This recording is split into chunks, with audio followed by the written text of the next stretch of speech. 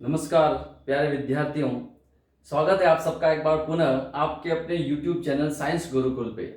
जी हाँ, कक्षा 10 विज्ञान विषय अपना चल रहा था और अध्याय नंबर 2 का अंतिम पड़ाव पे अपन पहुंच चुके हैं। अपना लास्ट टॉपिक है आज चैप्टर नंबर 2 का, ठीक है। और पिछले लेक्चर के अंदर अपन ने बात की थी जनन तंत्र की, ठीक है ना। और आज अपन बात करने वाले हैं अंतःस्रावी तंत्र, और इसी के साथ आज अपना ये जो सेकंड चैप्टर है 10th बोर्ड विज्ञान का सबसे लेंथी चैप्टर है और सबसे ज्यादा अंक का चैप्टर है, 6 नंबर का है, ठीक है ना। ये कंप्लीट हो जाएगा। प्यारे विद्यार्थियों, अगर आप लोग इन सभी वीडियोस को ध्यान से देखें और नोट्स बनाएं तो आपको बुक पढ़ने की भी जरूरत नहीं पड़ेगी, और समय समय पर मैं आपसे पिछले जो बोर्ड के अंदर क्वेश्चंस आए हैं उन पे भी चर्चा करने के लिए आपसे रूबरू होऊंगा, ठीक है ना। तो चलिए शुरू करते हैं आज का सिस्टम अंतःस्रावी तंत्र, ठीक है। सबसे पहले समझिए कि अंतःस्रावी तंत्र क्या है क्या नहीं। उससे पहले अपन एक बात समझने की कोशिश करते हैं कि हमारे शरीर के अंदर 2 प्रकार की ग्रंथियां पाई जाती है। कितने प्रकार की ग्रंथियां पाई जाती है? 2 प्रकार की। एक तो होती है नलिका युक्त ग्रंथियां। कैसी ग्रंथियां? नलिका युक्त ग्रंथियां। और एक होती है नलिका विहीन ग्रंथियां। कैसी ग्रंथियां? नलिका विहीन ग्रंथियां, ठीक है।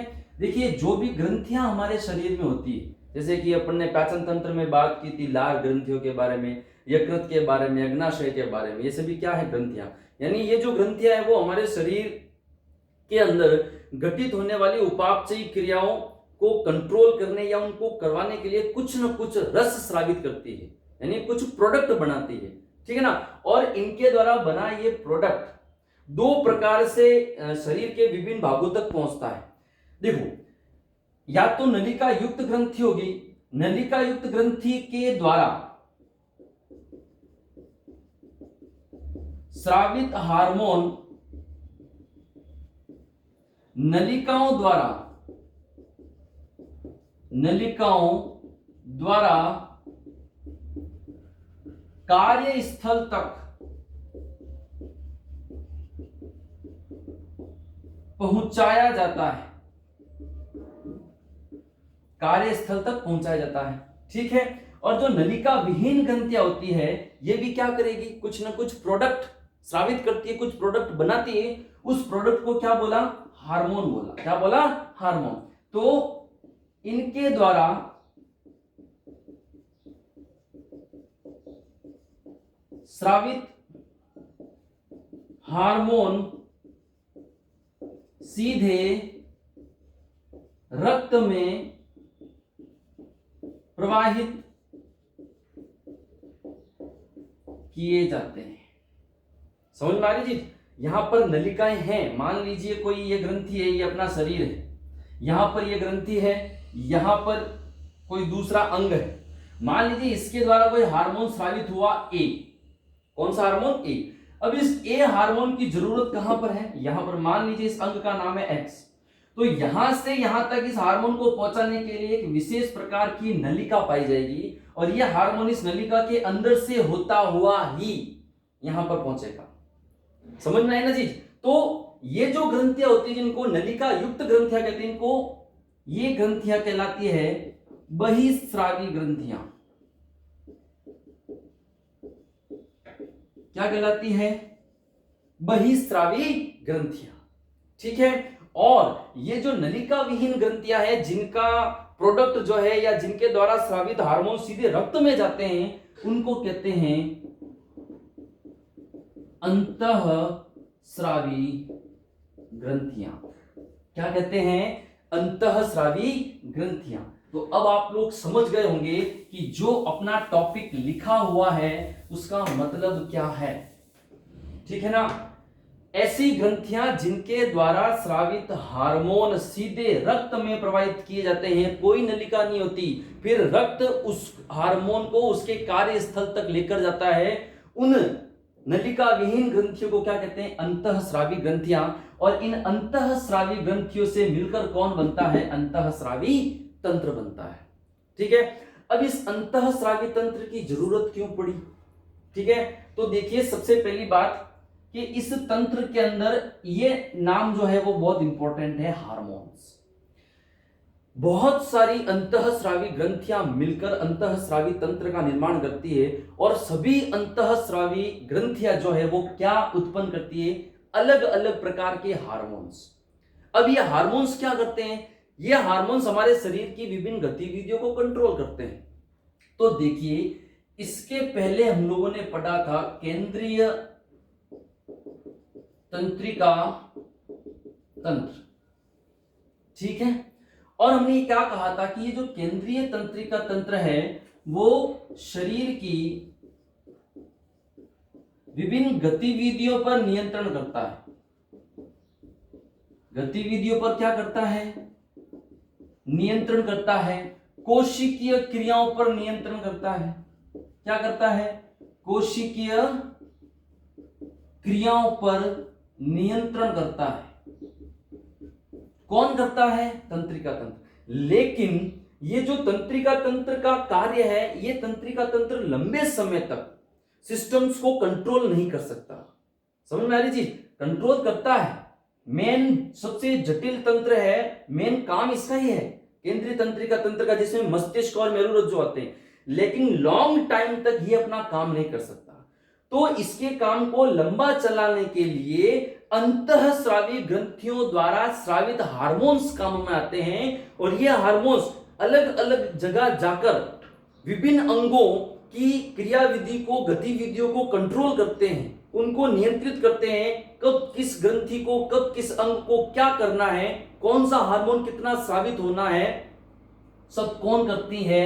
ये अंतःस्रावी ग्रंथियां करती है। और अंतःस्रावी ग्रंथियां इस केंद्रीय तंत्रिका तंत्र के साथ मिलकर शरीर की गतिविधियों को लंबे टाइम तक कंट्रोल करती है। ये इसका मेन काम है। ठीक है ना? तो अब तक आप समझ गए होंगे कि भाई अंतःस्रावी तंत्र क्या है। तो चलिए अब इसको अपन परिभाषित कर लेते हैं।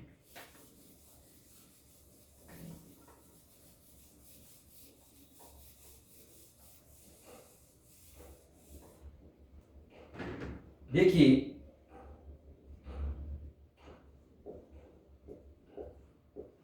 केंद्रीय तंत्रिका तंत्र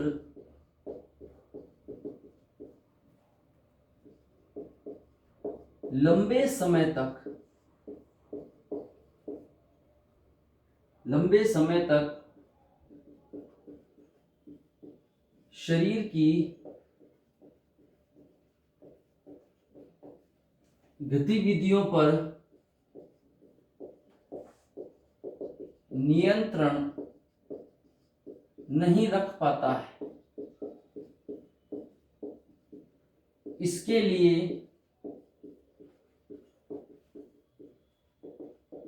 अंतःस्रावी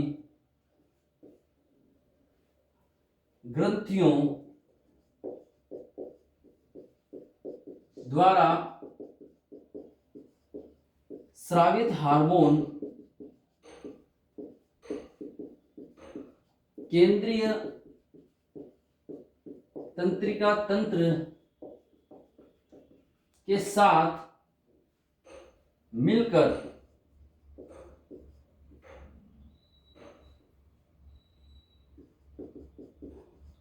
शारीरिक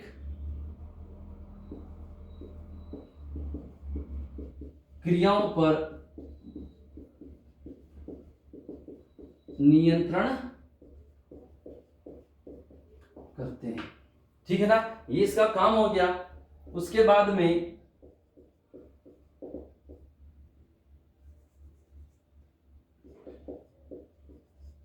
ऐसी नलिका विहीन ग्रंथियां जिनके द्वारा निर्मित हार्मोन सीधे रक्त में प्रवाहित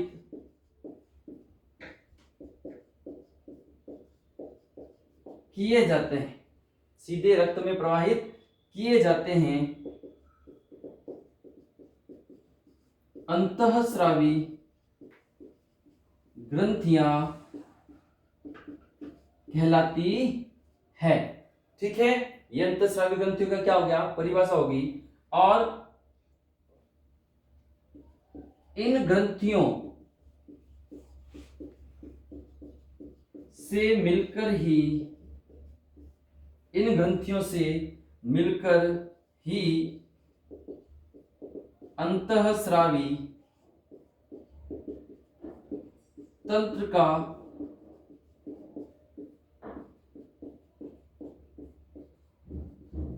निर्माण होता है, अंतःस्रावी तंत्र का निर्माण होता है।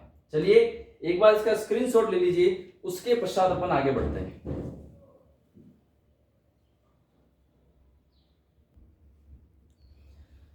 चलिए आगे चलते हैं। अंतःस्रावी तंत्र के अंदर पाई जाने वाली प्रमुख अंतःस्रावी ग्रंथियों के बारे में चर्चा करते हैं वन बाय वन। उससे पहले एक चीज कि हमारे शरीर के अंदर जो मुख्य रूप से ना 3 प्रकार की ग्रंथियां पाई जाती है।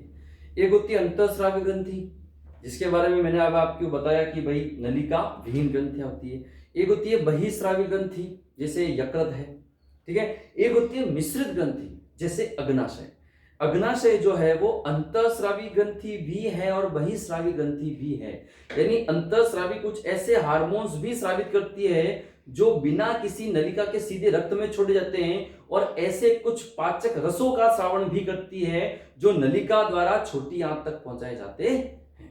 ठीक है ना, तो अंतःस्रावी, बहिस्रावी और मिश्रित ग्रंथियां। तो इस तंत्र के अंदर हम लोग अंतःस्रावी ग्रंथियों का अध्ययन करेंगे और कुछ एक मिश्रित ग्रंथियों के बारे में भी चर्चा करेंगे। बहिस्रावी ग्रंथियों की चर्चा हम लोग पहले कर चुके हैं पाचन तंत्र के अंदर। ठीक है, तो देखिए सबसे पहली ग्रंथि है हाइपोथैलेमस। यह ग्रंथि अग्र मस्तिष्क के डाइएन्सीफेलॉन पर उपस्थित होती है। जब तंत्रिका तंत्र पढ़ाया था मस्तिष्क, उस समय कहा था अग्र मस्तिष्क का आधार भाग होता है डाइएन्सीफेलॉन, जो थैलेमस पर स्थित होता है। ठीक है ना, और इस डाइएन्सीफेलॉन के आधार भाग पर कौन होती है, हाइपोथैलेमस। ठीक है, इसे मास्टर ऑफ मास्टर ग्लैंड कहते हैं। क्या कहते हैं, मास्टर ऑफ मास्टर ग्लैंड। क्यों कहते हैं, क्योंकि पीयूष ग्रंथि के बारे में सुना होगा, पीयूष ग्रंथि को मास्टर ग्रंथि कहते हैं। ग्रंथि को इंग्लिश में ग्लैंड बोलते हैं। ठीक है ना, मास्टर ग्लैंड कौन है, पीयूष ग्रंथि। उस मास्टर ग्रंथि को कंट्रोल कौन करती है, हाइपोथैलेमस। तो मास्टर का मास्टर कौन है, हाइपोथैलेमस। इसका प्रमुख कार्य पीयूष ग्रंथि द्वारा स्रावित हार्मोन के संश्लेषण व नियमन का क्या करता है, नियंत्रण और कंट्रोल करता है। ठीक है, यानी पीयूष ग्रंथि ने हार्मोन स्रावित किया, फिर वह हार्मोन अपना प्रभाव दिखाने के लिए संबंधित अंग के पास गया, तो पीयूष ग्रंथि को कितना हार्मोन स्रावित करना है, कहां तक पहुंचाना है, ये सब कौन कंट्रोल करता है, हाइपोथैलेमस। इस ग्रंथि द्वारा 2 प्रकार के हार्मोन स्रावित किए जाते हैं, एक मोचक हार्मोन, एक निरोधी हार्मोन। मोचक हार्मोन क्या करेगा, पीयूष ग्रंथि के स्रावण को बढ़ाएगा, उसको प्रेरित करेगा पीयूष ग्रंथि को, क्या कि तू हार्मोन स्रावित कर। मान लो हद से ज्यादा हार्मोन स्रावित हो गया तो रोकना भी पड़ेगा। उस कंडीशन में कौन सा हार्मोन काम आएगा, निरोधी हार्मोन। ठीक है, तो इसका स्क्रीनशॉट लीजिए, फिर अपन पीयूष ग्रंथि के बारे में चर्चा करते हैं। ठीक है, ले लीजिए।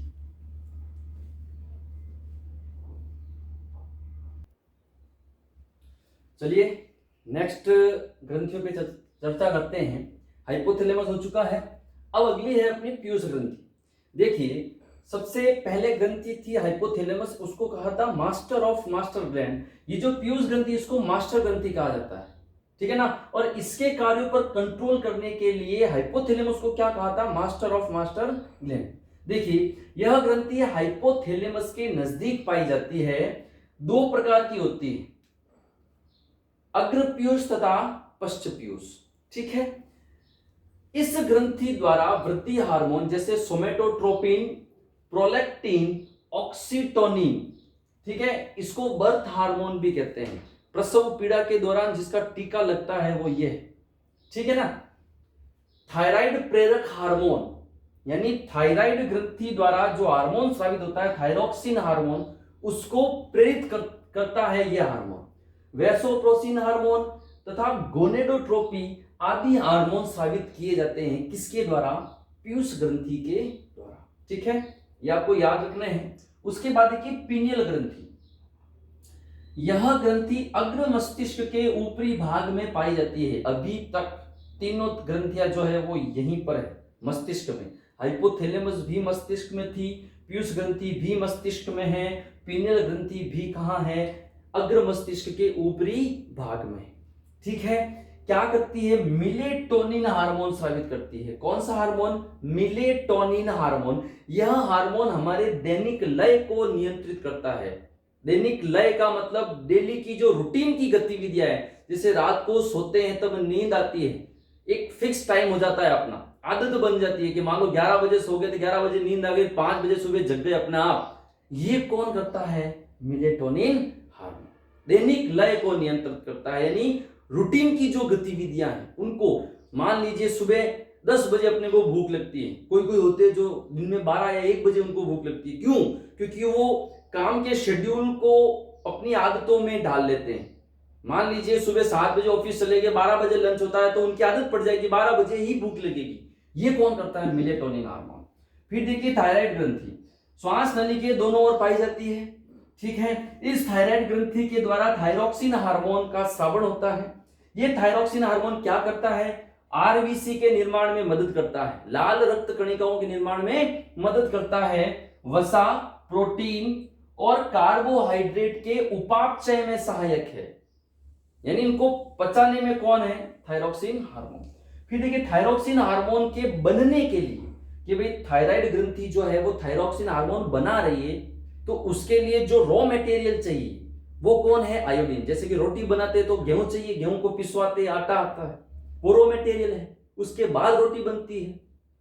तो थायरोक्सिन के लिए जो रॉ मटेरियल है वो कौन है? कच्ची सामग्री कौन है? आयोडीन। इसलिए अपन जैसे एड्स है, विज्ञापन है, वहां पर कहते हैं ना आयोडीन युक्त नमक खाना चाहिए, तो वो आयोडीन किसके काम में आता है?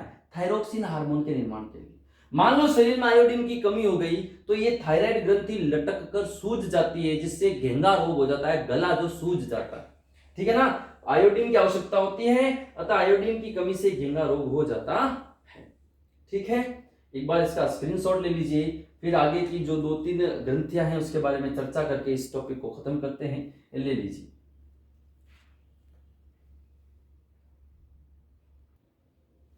चलिए मित्रों आगे चलते हैं। अगली ग्रंथि है अपनी पैराथायराइड ग्रंथि। ठीक है, थायराइड ग्रंथि हो चुकी थी। इस थायराइड के जस्ट पीछे एक और ग्रंथि होती है जिसको कहते हैं पैराथायराइड ग्रंथि। इस पैराथायराइड ग्रंथि के द्वारा पैराथार्मोन नामक एक हार्मोन का स्रावण होता है। हार्मोन का नाम क्या है? पैराथार्मोन। यह हार्मोन क्या करता है कि शरीर के अंदर जो कैल्शियम और फॉस्फेट है उनकी मात्रा को कंट्रोल करता है। इसकी मात्रा को, कैल्शियम तथा फॉस्फेट के स्तर को नियंत्रित करता है। और यदि यह हार्मोन की कमी हो जाएगी तो कैल्शियम और फॉस्फेट के स्तर अनबैलेंस हो जाएंगे, और यदि ये अनबैलेंस्ड हो गए तो रोग कौन सा हो जाएगा?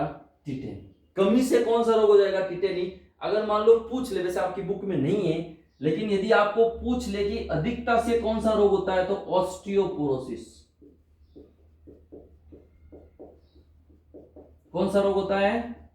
ऑस्टियोपोरोसिस। ठीक है, चलिए इसके बाद देखते हैं थाइमस ग्रंथि। यह ग्रंथि महाधमनी के ऊपरी भाग में स्थित होती है। कहां स्थित होती है? महाधमनी के ऊपरी भाग में। इसके द्वारा हार्मोन कौन सा स्रावित होता है? Thymosin hormone. कौन सा हार्मोन? Thymosin hormone. यह एक पेप्टाइड हार्मोन है। कैसा हार्मोन है? पेप्टाइड हार्मोन है। यह ग्रंथि बच्चों में ज्यादा विकसित होती है क्योंकि मां के दूध में उपस्थित जो प्रोटीन है उसको पचाने के काम में आता है। ठीक है, और मां के दूध में उपस्थित प्रोटीन का नाम क्या है? केसीन, जिसको कौन सा एंजाइम बदलता है? रेनिन। किस में बदलता है? पैराकेसिनेट में। ये मैं आपको बता चुका हूं। ठीक है, बच्चों में ज्यादा विकसित होती है तथा यौवनारंभ में सिकुड़ जाती है। ठीक है, उसके बाद में देखिए अधिवृक्क ग्रंथि, एड्रीनल ग्रंथि कहते हैं इसको, क्या कहते हैं, एड्रीनल ग्रंथि। कौन सी ग्रंथि, एड्रीनल ग्रंथि। हार्मोन कौन सा स्रावित होता है, एड्रीनलिन या नॉर एड्रीनलिन। हार्मोन कौन सा, एड्रीनलिन जिसको एपिनेफ्रिन कहते हैं, और एक होता है नॉर एड्रीनलिन जिसको नॉर एपिनेफ्रिन कहते हैं।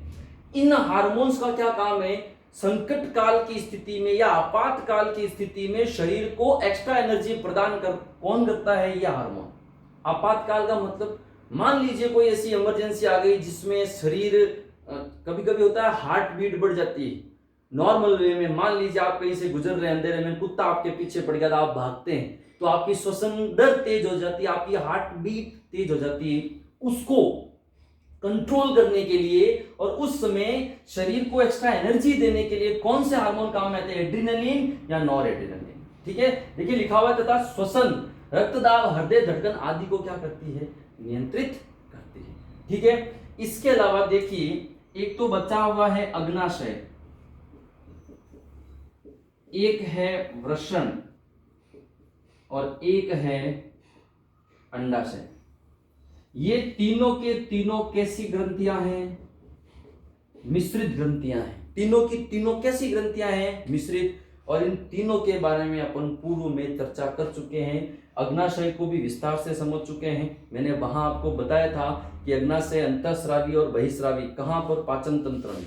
ठीक है, दोनों प्रकार की ग्रंथियां हैं। अंतःस्रावी हार्मोन थे इंसुलिन और ग्लूकेगॉन। ठीक है, और जो बहिःस्रावी हार्मोन्स थे जिनको पाचक एंजाइम कहा था, वो मैंने आपको वहां बताए थे। ठीक है, और इंसुलिन और ग्लूकेगॉन जो है वो लैंगरहैंस द्वीप समूह की बीटा और अल्फा कोशिकाओं से बनते थे। ठीक है, वृषण अभी जस्ट पढ़ा, जनन तंत्र के अंदर कौन सा हार्मोन होता है, अंडाशय को पढ़ चुके हैं। ठीक है ना, तो इन तीनों को अपन कंप्लीट कर चुके हैं। ठीक है, तो चलिए इसी के साथ जो है आपका ये दूसरा चैप्टर कंप्लीट होता है। एक बार फिर से आपको कह रहा हूं, ध्यान से इनके नोट्स बनाइए। ठीक है, अच्छे से वीडियो को, मान लीजिए एक बार में समझ में नहीं आया तो वीडियो को 2 से 3 बार देखिए, अच्छे से नोट्स बनाइए, आपको बुक्स की जरूरत नहीं पड़ेगी। इसी में से हूबहू आपके क्वेश्चंस एज इट इज आपको बोर्ड के एग्जाम में मिलेंगे, ये गारंटी है। ठीक है, तो जितना हो सके वीडियो को आराम से देखिए, 2-3 बार देखिए, इसको शेयर कीजिए। ठीक है, लाइक कीजिए। अगर आपको कोई चीज समझ में नहीं आ रही है तो नीचे कमेंट्स लिखे हुए होते हैं, कमेंट बॉक्स, वहां पर आप अपना प्रश्न पूछ सकते हैं, उसका जवाब आपको मिल जाएगा। ठीक है, तो ज्यादा से ज्यादा इसको शेयर कीजिए और हमारे चैनल को सब्सक्राइब कीजिए। मिलते हैं नेक्स्ट वीडियो में, तब तक के लिए जय हिंद, जय भारत।